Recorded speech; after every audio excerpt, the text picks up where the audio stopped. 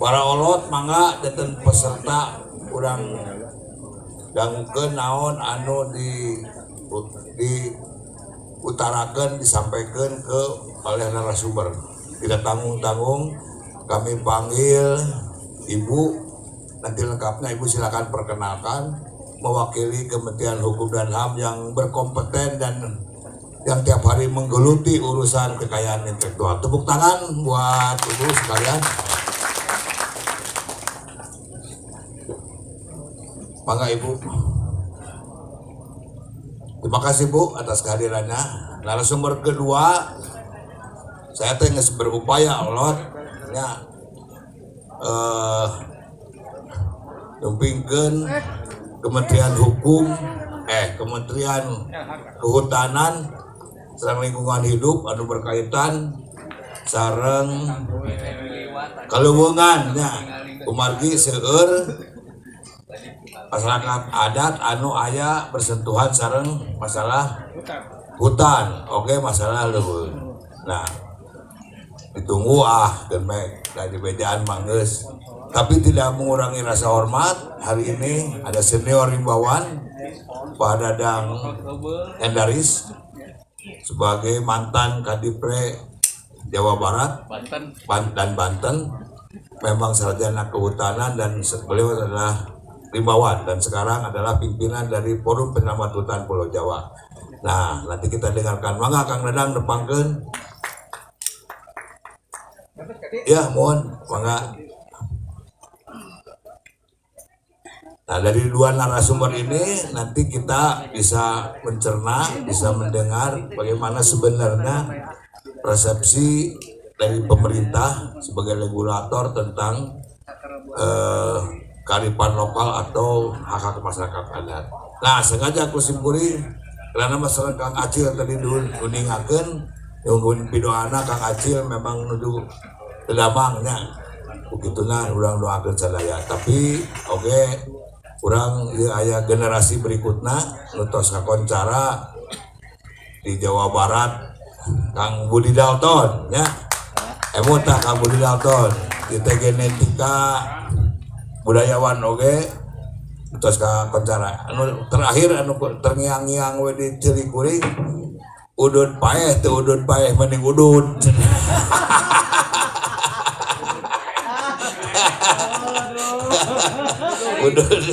udun paeh mending udun cenah paeh ada bakal paeh. Ada juga nanti akademisi Kang Budi Rajab sebagai penanggap, nanti ada Kang Pepen sebagai penanggap tuh dari Kerawang, dan ada orang muda Kang Ade Wardana sebagai orang muda yang banyak perhatian Bu. Ini pelaku eksportir tanaman hias yang luar biasa mendunia dan sekarang sedang bertaruh nasib Kang jadi Bupati Bogor. Sudah terdoakan aja Kang Budi kan itu Kang Dek. Tangke olot-olot ya satos sedayana. Itu Bu, saya kira aturan main kita. Jadi Ibu dulu, Kang Dadang, Kang Budi, nanti ada beberapa tanggapan dari tokoh akademis, tokoh lapangan tuh, ada Kang Pepen, ada Kang Ade. Nanti kita lempar ke para olot, barangkali mau ada yang mau ditanyakan atau. Saya kira itu pengantar. Silakan Ibu. Iya, baik. Terima kasih Pak Santoso, Pak Moderator, atas kesempatannya. Selamat siang Bapak Ibu sekalian. Assalamualaikum warahmatullahi wabarakatuh. Sampurasun. Ya, baik. Untuk panitia bisa dibuka slide atau langsung saja ya? Kemana?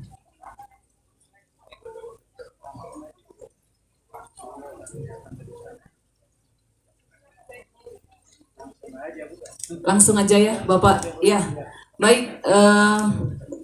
Tadi sudah disampaikan sekilas ya dari Pak Kepala Divisi, Pak Kakanwil, tentang urgensi untuk pencatatan kekayaan intelektual komunal. Jadi sebelum kita mengetahui urgensinya, kita harus paham dulu kekayaan intelektual itu apa.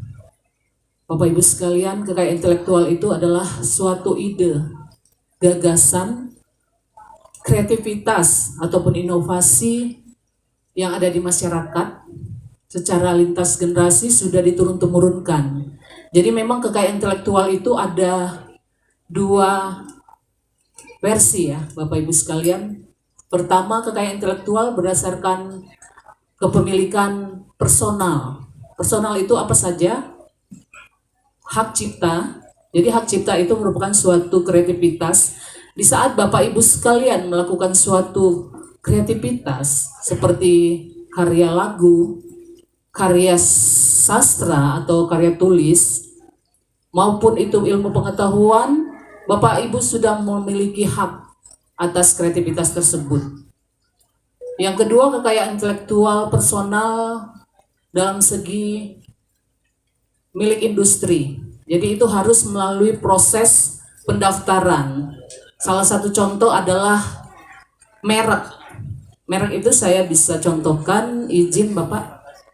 Untuk produk minuman ini, di sini ada tertera logo Sierra ya. Ini yang membedakan produk Sierra ini dengan produk Aqua.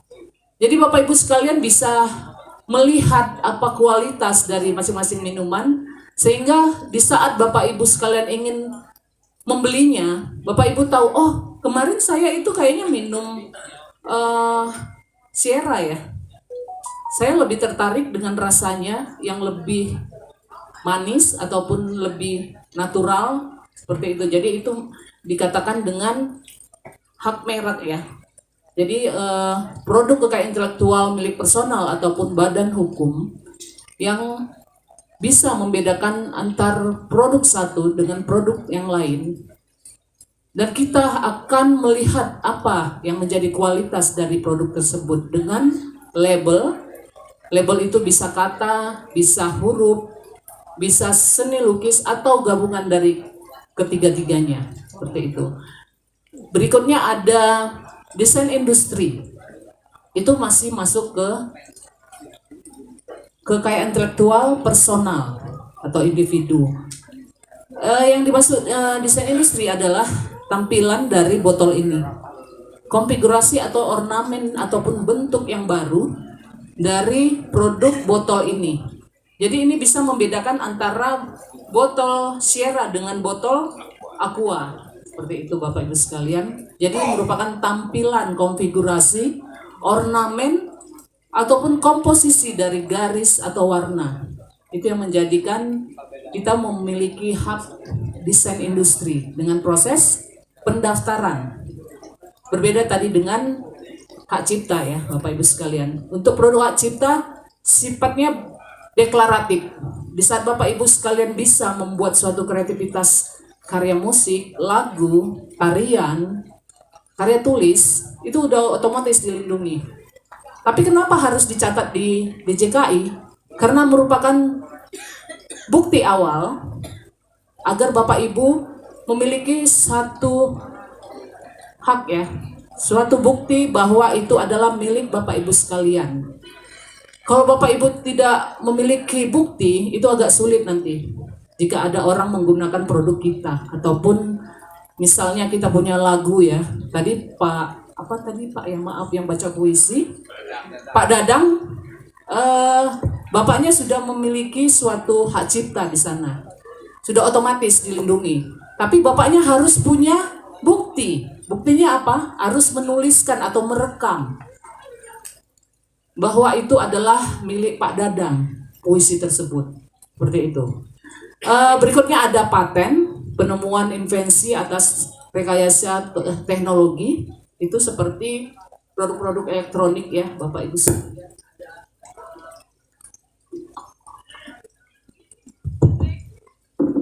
Jadi ada invensi di sana, nanti bisa kita hubungkan dengan kekayaan intelektual komunal ya Bapak Ibu sekalian. Selanjutnya kita beralih ke kekayaan intelektual komunal.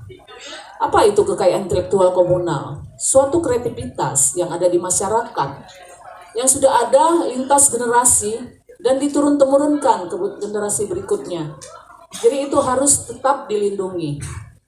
Untuk produk kekayaan intelektual komunal tersebut kepemilikannya ada di masyarakat. Berbeda dengan kekayaan intelektual personal. Jadi Bapak Ibu sekalian, seperti pencatatan atas 35 produk dari masyarakat adat Boma itu adanya di masyarakatnya, bukan di perorangan.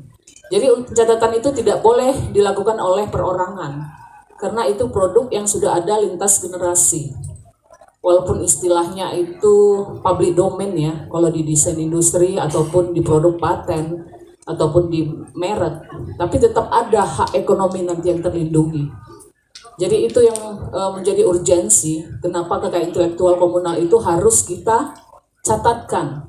Karena memang harus kita punya bukti bahwa itu merupakan kepemilikan dari masyarakat ataupun negara kita. Seperti tadi dicontohkan oleh Pak Kakanwil ya, atas kepemilikan Reok Ponorogo. Jadi kalau kita tidak melindungi atau melestarikan ataupun mengembangkan si produk kekayaan intelektual komunal masyarakat Ponorogo tersebut, kita nggak bisa mengklaim itu milik kita kalau kita tidak punya bukti. Demikian juga dengan produk-produk lainnya.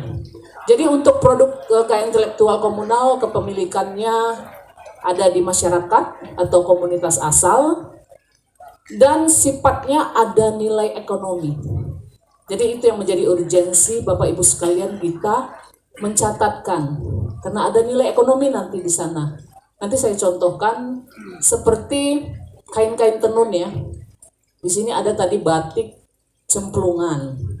Jadi produk batik cemplungan itu banyak nilai ekonominya. Kenapa saya bilang itu besar? Karena memang itu bisa dikomersialisasikan oleh orang lain. Dia meraih keuntungan. Jadi dengan kita mencatatkan, kita punya bukti awal, bukti atas akses nanti oleh orang-orang atau pihak asing maupun industri-industri besar. Jadi mungkin Bapak Ibu sekalian bingung kenapa Kemenkumham itu melakukan pencatatan budaya ya. Karena memang di Kemendikbudristek itu juga ada pencatatan inventarisasi atas produk-produk budaya. Tapi sistemnya berbeda Bapak Ibu sekalian. Kalau di Kemenkumham adalah produk kekayaan intelektualnya. Kita melindungi produk kekayaan intelektual yang memiliki nilai ekonomi, itu yang akan bisa dikomersialisasikan. Sedangkan di Kemendikbudristek dia hanya sebatas melestarikan, mengembangkan agar produk budaya itu jangan punah. Itu yang menjadi perbedaan antara inventarisasi yang dilakukan oleh Kemendikbudristek dan Ditjen KI Kemenkumham. Seperti itu. Untuk produk kekayaan intelektual komunal itu ada 5.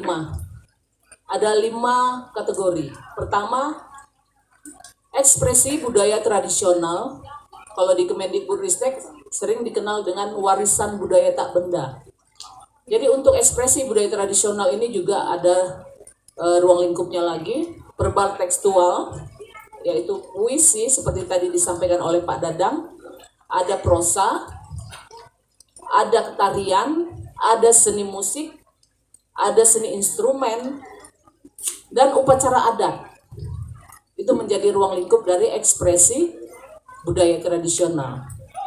Yang kedua ada di pengetahuan tradisional. Pengetahuan tradisional itu merupakan ide, gagasan dari Bapak Ibu sekalian ya, yang sudah ada sejak lama dan diturunkan antar generasi berikutnya sehingga dia dapat dikembangkan. Untuk produk itu bisa kita contohkan seperti proses pengobatan tradisional. Saya tidak tahu di sini ada apa tidak. Kalau di Bogor terkenal dengan pengobatan tradisional Cimande ya, Bapak. Ya. Jadi mungkin ada produk-produk pengobatan lain yang ada di sini bisa kita catatkan. Yang kedua ada proses tenun, proses pengolahan makanan tradisional, itu masuk ke pengetahuan tradisional. Yang ketiga ada sumber daya genetik. Ini adanya di Dinas Pertanian ya, ada di kehutanan dan juga ada di lingkungan hidup. Itu beda ya Pak ya, beda ya. Jadi Bapak Ibu sekalian, sumber genetik itu apa? Dia adalah sejenis tanaman, hewan, mikroorganisme yang memiliki nilai potensial di genetiknya. Saya contohkan itu mikroorganisme yang bisa membuat fermentasi untuk makanan atau minuman, seperti kalau di wilayah timur itu terkenal dengan sofi ya Pak. Jadi itu ada sejenis genetik atau mikroorganisme yang dimasukkan ke produk itu sehingga dia memiliki alkohol seperti itu. Jadi itu yang dikatakan sumber genetik terkait dengan pengetahuan tradisional. Ada juga terkait dengan hewan-hewan yang punya materi genetik yang bisa dimanfaatkan Pak. Jadi itu ada nilai ekonomi yang memang harus kita lindungi, DNA-nya nanti yang bisa digunakan oleh para inventor. Dia akan menggunakan DNA tersebut untuk menjadi produk paten ya. Dengan dia memiliki paten, dia akan memiliki hak ekonomi di sana. Tapi berdasarkan undang-undang paten pasal 26 dikatakan jika seorang inventor menggunakan sumber genetik masyarakat harus menyebutkan asalnya. Karena banyak kasus-kasus ya, seperti di kosmetik Jepang itu terkenal dengan produk kosmetik Shiseido. Dia menggunakan rempah-rempah dari Indonesia. Jadi dia mendaftarkan paten ke Jepang, itu ditolak. Karena apa? Karena dia tidak menyebutkan asal dari sumber genetik yang digunakan, yaitu rempah-rempah dari masyarakat yang ada di Indonesia. Jadi itu harus ada izin Pak. Jadi ada akses dan benefit sharing atau pembagian manfaat. Jadi itu yang akan kita bahas, bahwa akses itu harus ada untuk penggunaan sumber genetik tersebut.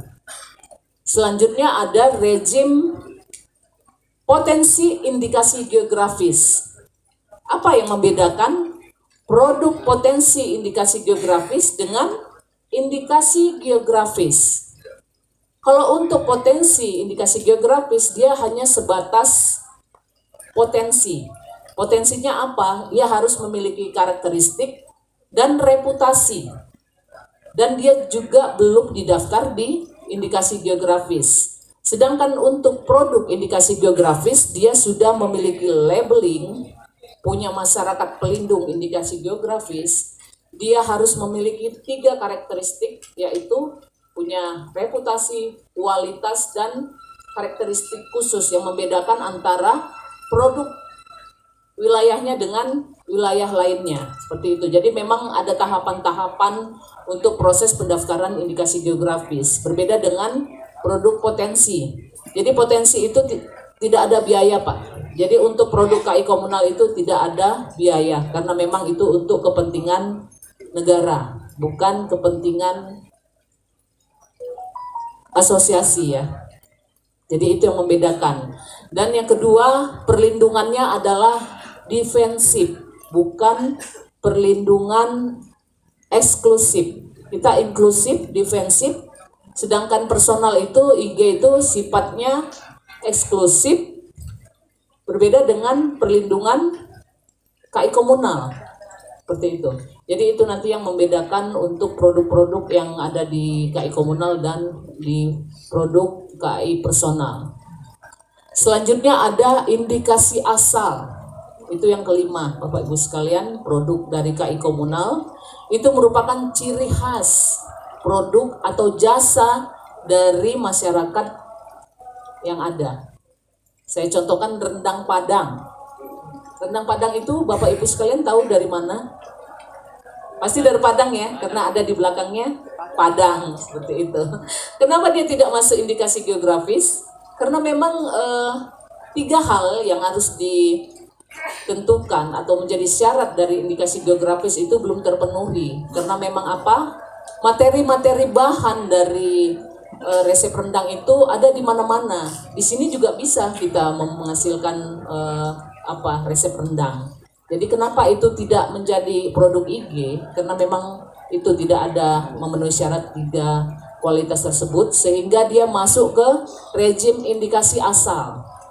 Seperti itu. Kalau untuk di Bandung sepertinya Cilembu ya. Oh, Cilembu udah masuk IG. Oncom ya Pak. Ya, jadi apa yang menjadi karakteristik reputasi yang mencirikan wilayah tersebut? Seperti batu bacan dari Maluku Utara atau pecel Madiun.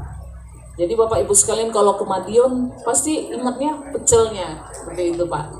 Untuk produk jasanya seperti tadi saya contohkan tradisional Cimande ya, Cimande. Mungkin di sini ada, kita belum terinfo kali Pak ya, pengobatan khusus yang ada di masyarakat Bandung seperti itu.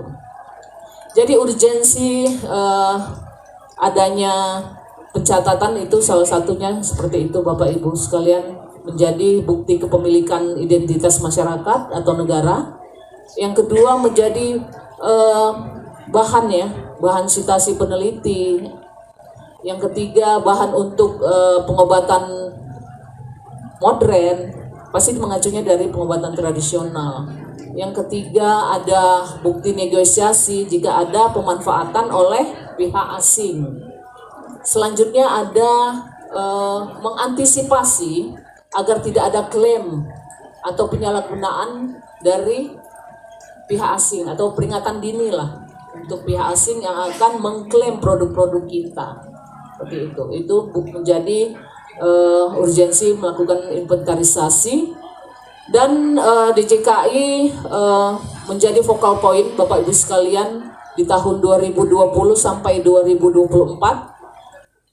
Untuk KI komunal itu menjadi program unggulan dari Ditjen KI, Kemenkumham, yang diamanatkan oleh Kemenko Polhukam. Jadi DJKI itu sebagai pengumpul atau koordinator dalam mencatat atau menginventarisasi seluruh produk-produk kekayaan intelektual komunal yang ada di masyarakat. Di tahun 2020 kita sudah memiliki pusat data KI komunal. Bapak Ibu sekalian bisa nanti lihat di website dgip.go.id. Di situ ada pusat data kita namanya KI Komunal Indonesia. Bapak Ibu sekalian bisa lihat nanti produk-produk apa yang sudah dicatat oleh Ditjen KI. Yang kedua, kita sudah melakukan integrasi data dengan kementerian lembaga terkait. Salah satunya adalah Kemendikbudristek, Kementerian Pertanian, dan juga BRIN. Jadi kita ada data di sistem kita ada sekitar 13 ribuan data yang sudah terintegrasi. Begitu juga dengan tahun 2022 kita sudah melakukan satu penyusunan peta ekonomi. Jadi ada beberapa wilayah yang sudah terlihat nilai ekonominya. Bagaimana sesuatu produk KI komunal itu dikatakan sudah memiliki nilai ekonomi atau sudah memiliki potensi ke arah nilai ekonomi? Salah satunya adalah dia langsung bisa diperjualbelikan. Seperti tenun, batik, kerajinan tangan. Itu kita sudah langsung bisa melakukan komersialisasi. Yang kedua, untuk produk kesenian itu sudah ada event-event khusus yang dilakukan oleh pemerintah daerah untuk menambah pendapatan wilayah atau daerah, seperti melakukan festival-festival ya Pak ya, festival-festival di kabupaten ataupun di wilayah-wilayah tertentu sehingga wisatawan-wisatawan lokal maupun asing itu tertarik untuk hadir. Seperti di Bali ya, kalau Bali itu terkenal untuk produk-produk yang memang memiliki nilai ekonominya yang sangat besar dalam hal festival ya. Seperti tarian kecak yang tadinya itu bersifat ritual, tapi dengan ada pengembangan oleh pemerintah daerah. Jadi ini memang peran aktif dari pemerintah daerah untuk mempromosikan si produk-produk kesenian tersebut. Sehingga Bali itu setiap harinya ada festival tarian kecak ya, Bapak Ibu sekalian, dengan biaya masuk itu sekitar 150.000 per orang. Itu menjadi pendapatan wilayah Bali. Belum lagi produk-produk lain yang ada di sana yang memang butuh peran aktif dari pemerintah daerah untuk mengembangkan si nilai potensi ekonomi dari produk KI komunalnya. Seperti itu. Selanjutnya kita sudah memiliki data tentang pemanfaatan kekayaan intelektual komunal. Ada 120 data yang sudah kita inventarisasi. Dan di tahun ini kita bekerja sama dengan kementerian lembaga dalam menyusun rekomendasi kebijakan terkait dengan akses dan benefit sharing ataupun pembagian manfaat. Jadi kita akan menyusun berdasarkan produk-produk wilayah, bagaimana izin dari masyarakat, apakah itu diberikan. Seperti saya contohkan ya Bapak Ibu sekalian, penggunaan motif parang ya. Motif parang itu adalah motif sakral yang ada di masyarakat Yogyakarta. Tapi dia dibikin di outsole sepatu. Motif sakral tersebut. Bagaimana dari komunitas? Apakah keberatan? Kalau keberatan kita harus buat satu rekomendasi kebijakan, harus izin jika seseorang melakukan pemanfaatan. Bagaimana pembagian manfaatnya? Kita akan melakukan satu penyusunan terkait pembagian tersebut. Apakah dalam bentuk ekonomi ataukah non-moneter seperti yang dilakukan oleh pemerintah Bali terkait kain tenun endek ya, Bapak Ibu sekalian, yang sudah digunakan oleh Christian Dior, brand internasional untuk kegiatan fashion show-nya di Eropa. Tapi walaupun dia hanya sebatas CSR itu bantuan dari perusahaan Christian Dior kepada pengrajin kain tenun endek itu, yaitu bantuan edukasi kepada desainer muda yang ada di sana sebanyak 1.000 orang. Christian Dior melakukan itu, merupakan kebijakan dari pemerintah daerah. Apakah dia mau meminta dalam segi finance, keuangan ataupun moneter, atau hanya sebatas bantuan kepada masyarakat tersebut. Jadi itu masih kita lakukan penyusunan Bapak Ibu sekalian, dan kita akan menyesuaikan dengan negara Australia ya. Jadi Australia itu sudah punya penyusunan kebijakan untuk produk-produk masyarakat.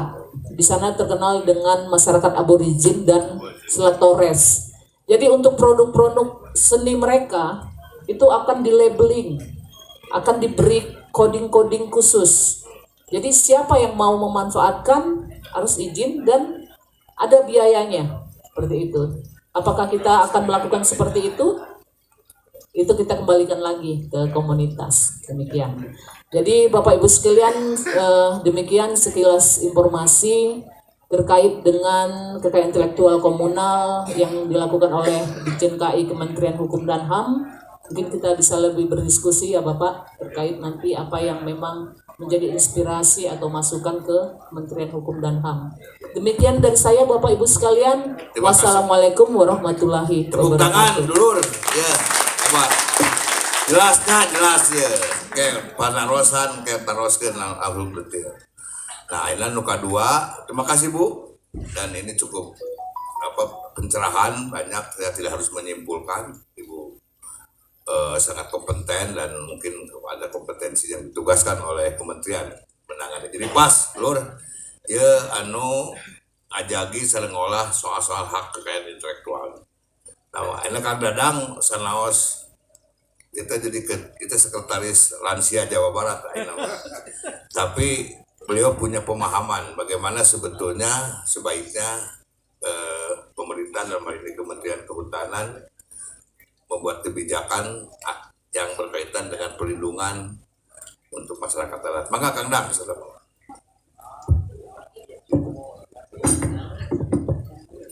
Assalamualaikum warahmatullahi wabarakatuh. Sampurasun. Hatur nuhun Kang Eka, diundang, diingatkan, semoga bisa hadir. Tadi pagi-pagi saya dari Cikole selesai untuk wisata, rencana wisata 500 orang lansia langsung ke sini menghadiri acara Bang Eka. Hatur nuhun Ibu Bapak sekalian, ada senior saya Kang Pepen,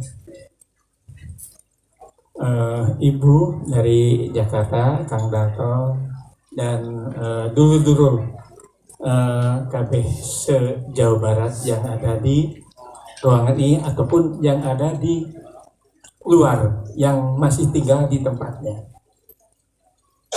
Saya bukan narasumber, mungkin ya, tapi yang sudah saya lakukan selama ya 35 tahun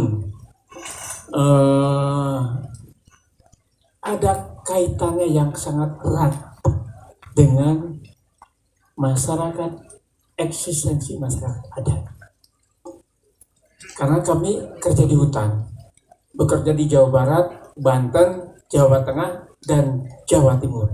Sangat banyak yang teman-teman Bapak sekalian di daerah, saya yakin nggak ada, jarang yang ada di padang pasir, kan nggak ada di padang pasir ya. Pasti Bapak semua di hutan kan? Pasti umumnya di hutan. Dan di hutan punya siapa? Sekarang itu punya negara. Tetapi negara dulu atau Karuhun dulu yang ada di sana? Kan Karuhun kan? Karuhun.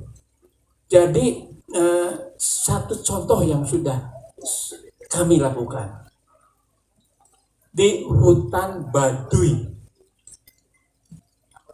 luasnya 1.001 hektar, saya hafal.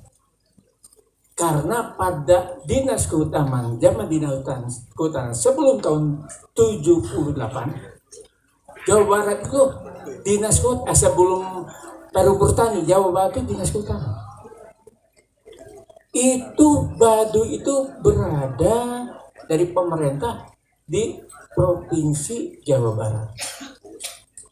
Nah, pada saat saya ADM Banten tahun 96 sampai 99, tapi pengukuran lahan itu tahun 98-an, 96-98-an itu 1.001, sekian hektar.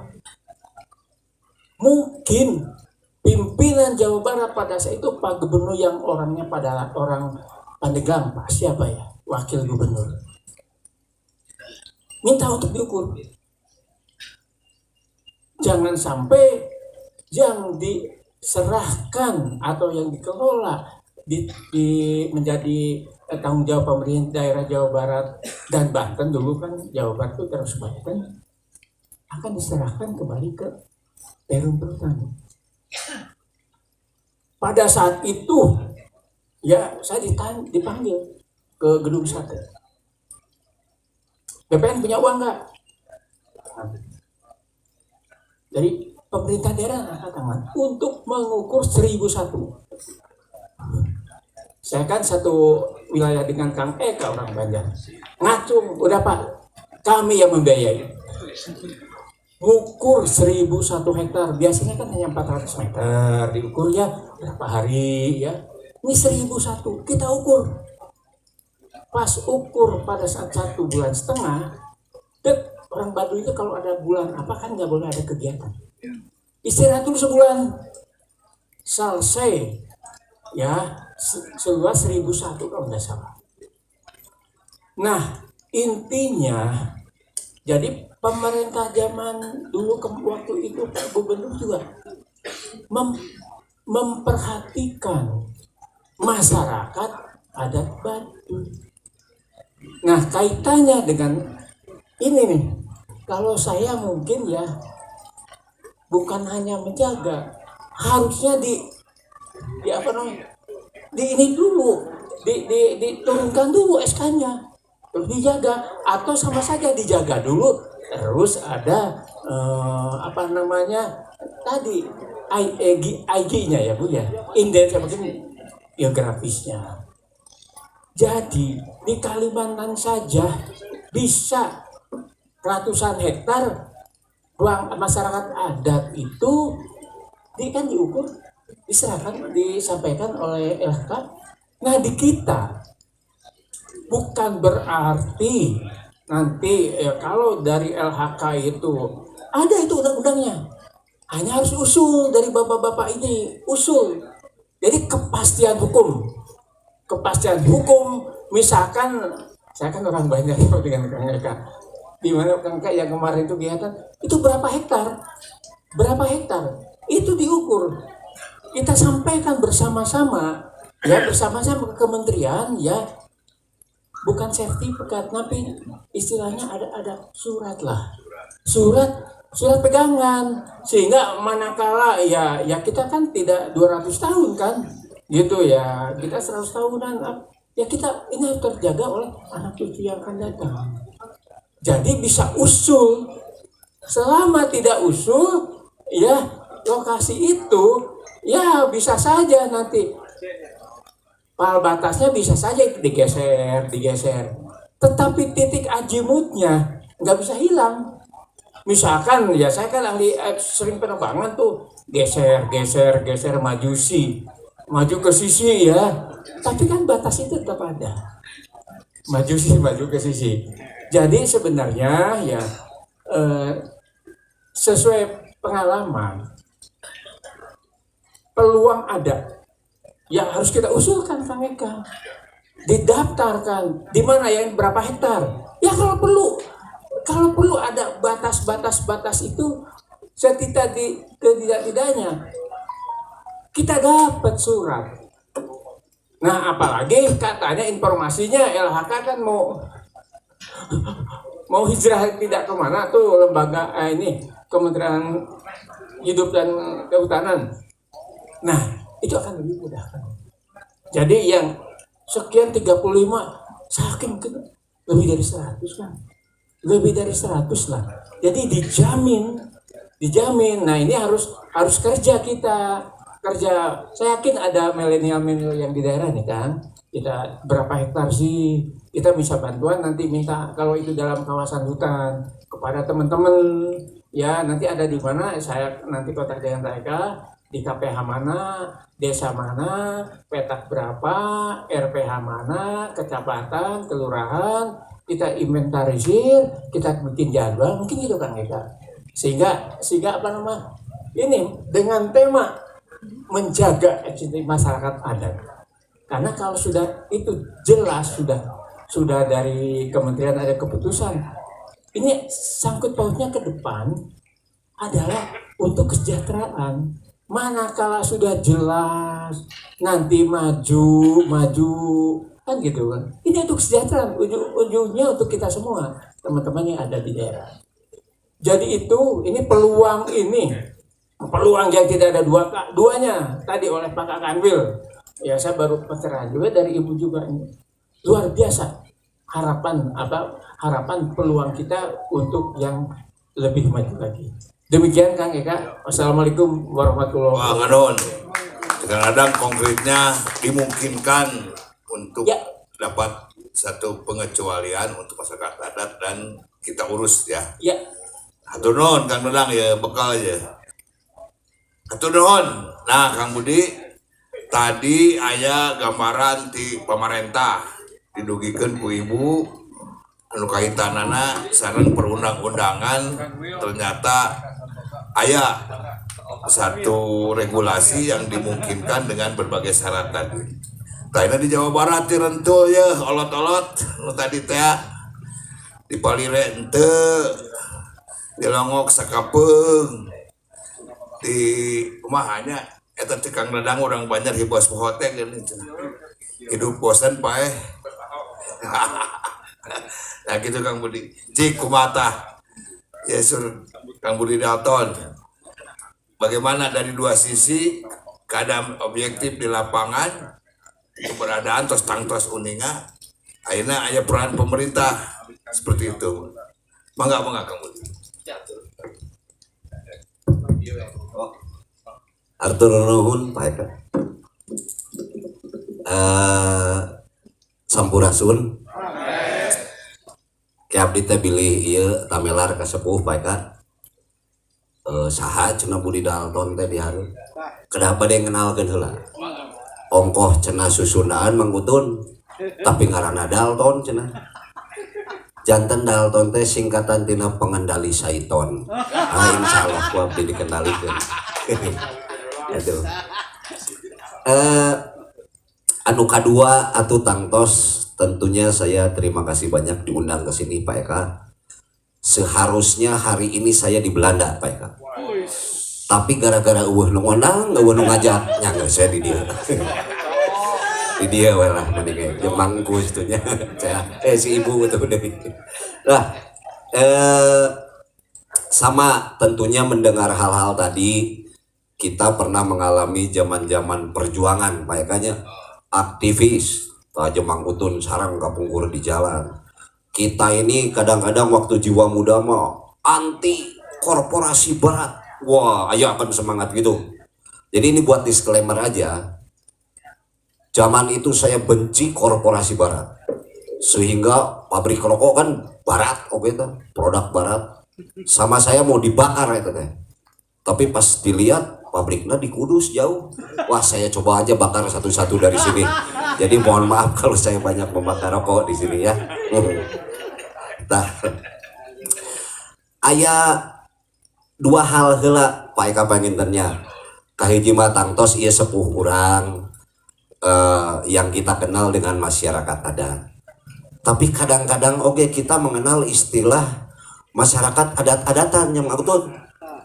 Jadi pakai baju adat, tapi adat-adatan itu asa jika teu nyuruh jeung ajar pikuku sunana buat teh ngabi kayak gitu salah saya hiji meureun. Nah, kita pada saat memisahkan ini kita mengenal juga di dalam konteks kebudayaan ada yang dikenal dengan preservasi atau nabi pelestarian. Saya pikir masyarakat adat itu mereka bukan pelestari, tapi mereka pelaku. Biraspi, Ronggeng Gunung di Leuweung. Beliau mau ada penonton atau tidak ada penonton, ngibing weh. Tidak penting dengan hal itu karena itu kaitannya dia dengan spiritual. Hanya kita mungkin sebagai yang di luar yang ingin tetap mempreservasi ini agar tetap ada. Nah, dalam hal ini negara di sini akan hadir. Waduh, itu klik berarti nyambung sekali, Bu. Walaupun mungkin sebetulnya ada kementerian lain yang memang harus terlibat di sini. Karena tidak cukup hanya masalah klaim. Kata ibu tadi pengobatan gitu ya, misalnya diklaim batur gitu. Saya pikir benar, oke itu betul juga. Karena sekarang sudah mulai banyak maerot palsu. Ya kuduna tiba heula maerot tadi. Sehingga mulai nu palsuna gitu di antarana. Ya, iya gitu kan. Itu juga pengobatan, Pak. Panjang ulah ditek-tek ya gini, diurut we. Cek maerot teh. Nah, kaitan dengan tadi ada indikasi geografis, Bu. Saya diingatkan di dalam konteks kesejarahan juga yang tidak bisa kita debat adalah dari kalau kita belajar geografi. Jadi kalau menurut Ptolemy gitu kan, yang disebut paparan Sunda teh gede kan, ageng bisa. Jadi kok tiba-tiba sekarang kita mengenal Sunda itu hanya sebuah kelompok manusia yang hidup di wilayah Pulau Jawa sebelah barat. Apakah itu? Atau Sunda teh nu lega tadi? Lamun Sunda ieu nu lega, kata para ahli geologi yang tidak bisa didebat tuh ya, mata kuliah geografi. Yang kedua, botanik itu apa? Biologi. Eta mah geus digambarkeun dan disepakati sampai saat ini istilah-istilahnya masih menggunakan itu di dalam istilah ilmiahnya. Jadi kalau saya bahasanya kacaletot sedikit, punten Pak Budi Rajab, saya jelek-jelek wakil dekan Ibu di Fakultas Ilmu Seni Sastra di Universitas Pasundan. Nah, artinya di dalam konteks pemetaan yang besar tadi bisa tuh eta diklaim Sunda, da cek peta ge Sunda eta teh. Menurut petaannya Kang ya, menurut geografi. Tapi ada hal-hal yang memang seolah-olah ini upaya pengkerdilan kebudayaan kita dengan metodologi tertentu, yaitu salah satunya yang kita kenal dengan Divide et Impera. Tiba-tiba tadi Pak Eka mengingatkan kita dengan Nyong Ambon, Nyong Selebes, Nyong Java dan lain-lain. Atau kita dengarkan juga di dalam Sumpah Pemuda kahiji, bertumpah darah satu tanah air Indonesia, dua berbangsa satu bangsa Indonesia. Tapi yang ketiga bukan berbahasa satu, tapi menjunjung tinggi bahasa persatuan, yaitu bahasa Indonesia. Artinya para pendahulu kita sudah sangat paham bahwa kita terdiri dari berbagai bahasa, itu kurang lebih. Nah, tinggal kita sekarang dihadapkan terhadap sebuah permasalahan yang sifatnya klaim atau menjadi nilai itu menjadi sebuah kebanggaan identitasnya sebuah bangsa, atau tadi diingatkan lagi sama Pak Kakanwil itu apa tentang Reok Ponorogo, tentang batik, tentang segala macam. Tadi Ibu juga mengingatkan tentang batik Parangnya Jogja. Ini sebuah nilai atau penghinaan pada saat batik ini adanya di Solo Sapatu. Urang-urang kenalna di Sunda, Ibu, ada yang dikenal dengan batik larang atau batik rereng tadi itu. Larang sendiri artinya iki regane larang cenah. Mahal, ada martabatnya. Dilarang, disakralkan, disucikan, tidak boleh. Nah, adapun orang Sunda selalu mengakhiri kata untuk hal-hal yang halus atau kecil itu dengan akhiran tik. Ada mantik, ada jentik, ada letik, ada itik, ada tik tik tik tik. Itu pasti kecil atau halus. Gitu. Maka batik, ba itu di dalam morfologi sastra genre, hana cara kadata Solo, ba itu menyampaikan sesuatu. Jadi kalau batik menyampaikan sesuatu secara halus atau ada pesan rahasia, makanya batik itu suka diajarkan. Sebetulnya apa yang sedang diajarkan itu juga sama, ada coding atau kode-kodifikasi di dalam gambar-gambar batik itu, sehingga batik ini dianggap larang tadi, dianggap suci. Yang kedua, budaya Sunda mengenal juga yang disebut pulang basa di dalam puraga bahasanya untuk menanamkan sesuatu di bawah alam sadar kita. Kumaha carana sampai saat ini juga kita masih pakai dengan membalikan kata itu atau dengan mengulang-ulang kata itu agar dia masuk ke bawah sadar, alam bawah sadar kita. Contoh kujang dibalikin nganjuk, Malaka, Maluku, Aing, Hiang, dan lain-lain. Nokia, Icon gitu ya, dipakai juga oleh ilmu barat untuk menempelkan brand. Nah, kalau kita ini satu hal yang sakral di dalam pulang basa tadi, maka kalau batik dipulang basakeun itu kitab, larang itu suci. Makanya kalau batik larang artinya kitab suci, makanya diboehan, matakna disimpenna di lomari untuk dipakai sangeunana gitu. Nah, kunaon kenapa saya sedikit memberikan insight ini, bahwa siapapun yang akan mengklaim itu tapi tidak akan bisa mengklaim nilai-nilai filosofi yang dipahami oleh masyarakat itu sendiri. Jadi makanya masyarakat adat mah sebetulnya hari-hari teh jigue lah, mau diklaim sama orang lain jigue. Tapi pada saat ini konteksnya negara, ini penting. Itu maka dari itu hari ini sebetulnya saya naon atau regre-greus pangintennya. Waduh, sekarang memang sudah, apalagi saya dengar tadi Pak Eka 35-nya, tos 35, dan masih banyak lagi yang bisa kita klaim bahkan gitu ya, menjadi sebuah hak kekayaan intelektual komunal di sini. Nah, jangan sampai nantinya akhirnya kita dibodohi. Contoh Kang, kita selalu berpikiran sampai saat ini kopi teh nyata coffee. Di Indonesia kan jadi kopi. Terus ditambah lagi sejarah yang diberikan lewat Google sebagai sumber dari segala sumber zaman sekarang. Kopi itu datang dari Yaman bla bla bla bla. Sementara pada saat beberapa naskah kita buka di abad 13 dan lain-lain, salah satu syarat untuk sasajen kopi cek sejarah barat abad 17. Iya naskah abad 13. Belum lagi kalau kita main ke Candi Borobudur, eta para rama kerdariuk samping nate samping pecah kopi atau geus aya kopi abad 17. Tapi kenapa bisa tiba-tiba diklaim bahwa kopi itu bahasa Inggris di Indonesia kan? Sebentar, Fungsi bahasa, kebetulan saya dari sastra, Bu, untuk menyampaikan sesuatu agar kita sepakat. Misalnya iya korek, kita namain korek supados Pak Eka ngartos Pak Eka nyebut korek, nah nu bijil iya, maka ada dulu barang barulah nama. Kita juga punya anak karek di berengaran, ditinggali wetona jeung sajabina karek di berengaran gitu kan. Jadi barang dulu baru nama. Pertanyaan saya sebetulnya, di Inggris di RW sabaraha aya tangkal kopi, nepi ayeuna. Kalau tidak ada pohonnya tidak mungkin ada katanya. Nah ini juga yang 2 hari yang lalu saya di Sumedang baru bicarakan dengan para petani tembakau, masalah klaim-klaim tembakau seperti halnya British tobacco. Di mana di Inggris saya kebun tembakau, Belgian coklat, kabeh di Gunung Halu ti dieu paling sagala ge dikirim ti urang, insya Allah sing yakin komo ari ungkluk mah dari Indramayu kan gitu.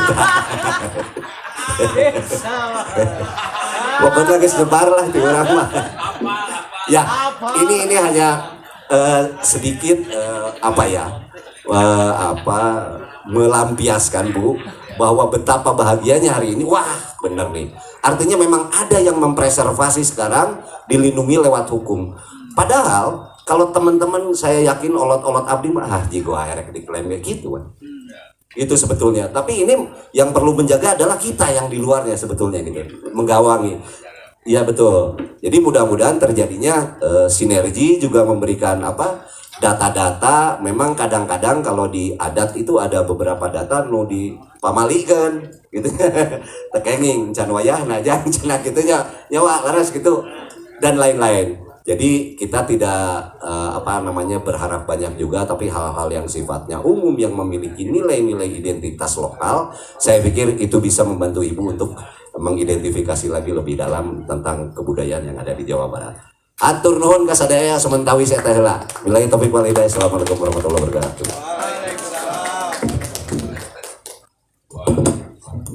Nuhun Kang Budinaton, eta aya ekspor impor. Jadi diyakini kopi teh sebenarnya mah aya di urang nih, aya di urang. Eta indikasina tadi Menakron anu make cah kopi teh. Jadi memeh Borobudur we batu juga berarti. Oh, Borobudur. Jadi bohong Kang Ade, lain ti Afrika berarti lain ti Eropa kopi teh, bawa Belanda cenah.